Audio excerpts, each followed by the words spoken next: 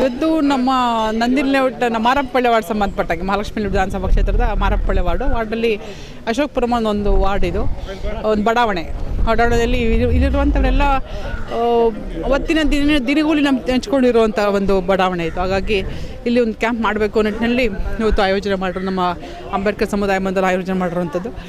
ಬೆಳಗಿನ ಸಹ ಸಾಕಷ್ಟು ಸಂಖ್ಯೆಯಲ್ಲಿ ಬಂದಿದ್ದಾರೆ. ಸುಮಾರು ಅಲ್ಲೇ ಒಂದು 400ಗಿಂತ ಹೆಚ್ಚು ಜನ ಬಂದು BP ಶುಗರ್, ಥೈರಾಯ್ಡ್ ಚೆಕಪ್ಪು, ಆಮೇಲೆ ECG, ಎಕ್ಕೋ, ಮೂಳೆ ಡಾಕ್ಟ್ರು ಬಂದಿದ್ದಾರೆ, ಆರ್ಥೋಪೆಡಿಕ್ಸ್ ಬಂದಿದ್ದಾರೆ.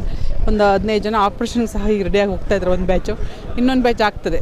ಹಾಗಾಗಿ ಪ್ರತಿಯೊಬ್ಬರಿಗೂ ಆರೋಗ್ಯದಲ್ಲಿ ಒಂದು ಕ್ರಾಂತಿಯನ್ನು ಮಾಡಬೇಕು ಅಂತ ನಮ್ಮ ಶಾಸಕರು ಒತ್ತಾಸೆ. ಹಾಗಾಗಿ ಕಳೆದ ಒಂದು 10-12 ವರ್ಷದಿಂದಲೂ ಸಹ ಮಾಡ್ಕೊಂಡ್ಬಂದಿರುವಂಥ ಕೆಲಸ ಇದು.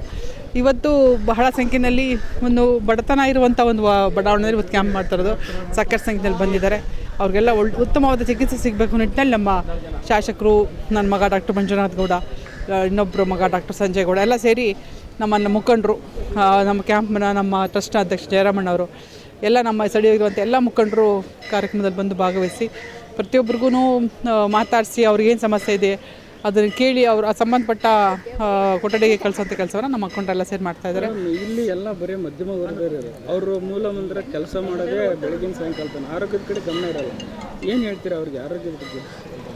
ಇಲ್ಲಿ ನಾವು ಪಾಂಪ್ಲೆಟ್ ಕೊಡುವಾಗ ಪ್ರತಿಯೊಬ್ಬರು ಮನೆಗೂ ನಾವೇ ಹೋಗಿ ಶಾಸಕರು, ನಾವು ನಮ್ಮ ಸ್ಥಳೀಯ ಮುಖಂಡರು ಪ್ರತಿಯೊಬ್ಬರು ಮನೆಗೂ ಭೇಟಿ ಕೊಡುವಂಥ ಕೆಲಸ ನಾವು ಮಾಡಿದ್ವಿ. ಇಲ್ಲಿ 2 ಬೂತ್ ಬರುತ್ತೆ. 2 ಬೂತಲ್ಲೂ ಸಹ ಪ್ರತಿಯೊಂದು ಮನೆಗೆ ಹೋಗಿ ನಾವೇ ಖುದ್ದು ಪಾಂಪ್ಲೆಟ್ ಕೊಟ್ಟಿದ್ದೀವಿ. ಹಾಗಾಗಿ ಪ್ರತಿಯೊಬ್ಬರಿಗೂ ನಾವೇನು ನಮ್ಮ ಕೆಲಸದ ಒತ್ತಡ ಪ್ರತಿದಿನ ಇದ್ದೇ ಇರುತ್ತೆ, ಜೀವನ ಪರ್ಯಂತ ಇದ್ದೇ ಇರುತ್ತೆ. ಹಾಗಾಗಿ ನಮ್ಮ ಸ್ಥಳೀಯವಾಗಿ ನಮ್ಮ ಆರೋಗ್ಯವನ್ನು ಸುಧಾರಿಸ್ಕೊಬೇಕು. ನಾವು ಹೊರಗಡೆ ಇದನ್ನು ಚೆಕಪ್ ಮಾಡಿಸ್ತೀವಿ, ನಾವು ಇಷ್ಟೆಲ್ಲ ಹೇಳಿದ ಚೆಕಪ್ನೆಲ್ಲ ಮಾಡಿಸ್ತೀವಿ ಅಂದರೆ 3-4 ಸಾವಿರ ಖಂಡಿತವಾಗ್ಲೂ ಹಾಸ್ಪಿಟಲ್ ಆಗುತ್ತೆ. ಅದನ್ನು ನಾವು ಫ್ರೀಯಾಗಿ ಮಾಡಿಕೊಡ್ತೀವಿ. ಅದನ್ನು ನೀವು ಬರಬೇಕು, ಮಾಡಿಸ್ಕೋಬೇಕು ಅನ್ನೋದು ಪ್ರತಿಯೊಬ್ಬರಿಗೂ ನಾವು ಅರಿವನ್ನು ಮೂಡಿಸಿದ್ವಿ. ಸಾಕಷ್ಟು ಸಂಖ್ಯೆಯಲ್ಲಿ ಬಂದಿದ್ದಾರೆ, ಇನ್ನೂ ಅಷ್ಟು ಬರೋರಿದ್ದಾರೆ. ಹಾಗಾಗಿ ಪ್ರತಿಯೊಬ್ಬರಿಗೂ ಬಂದು ಚೆಕಪ್ ಮಾಡಿಸ್ಕೊತಾ ಇದ್ದಾರೆ.